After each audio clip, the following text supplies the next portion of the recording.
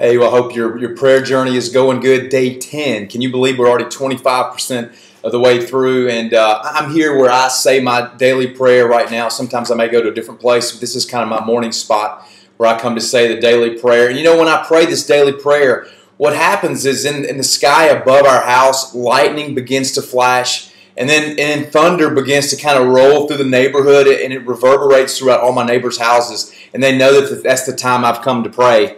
And that's really not what happens, and I haven't heard of any stories of that happening, and maybe that's not happening for you, and you may even wonder, wow, what's the big deal? You know, you come and you pray, and you're wondering where all the lightning flashes and the thunderbolts are. Well, trust me, they're coming, but this is something that we have to decide daily that we're going to do, because one of the things that brings me encouragement is when I do sit down to pray, I know that there are hundreds of other leaders from Stone Creek coming to pray together, because we're all going to decide daily to do that. You know, there's a lot of things that we decide to do daily.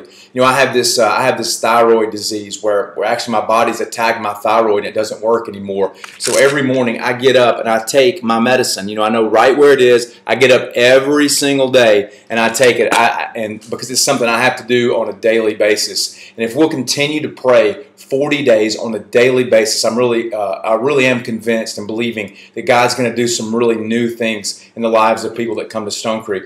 You know, one of the words that we need to remember at this point in our journey is the word importunity. I know that you may not think of that word every day, but it really is just, if I can give you a definition, I'm just going to actually read it, but it's where we incessantly and compulsively make our requests known to God. And when Jesus teaches us to pray, He gives us a parable about a widow who keeps coming to a judge to try to get relief from the people who were trying to oppress her. And finally, the judge says, okay, if you'll just leave me alone.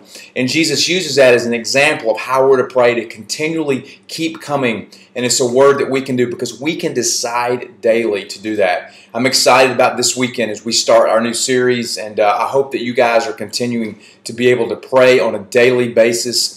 And I'm hoping not only that you're inviting people and really getting people to come. And I know there's been a lot of changes for you guys as volunteers, but I really believe God's going to use it to do something new in our life and the lives of those people around us. So thanks for your commitment to pray daily, to decide every day to pray this prayer together. Talk to you soon. We'll see you Sunday. Thank you.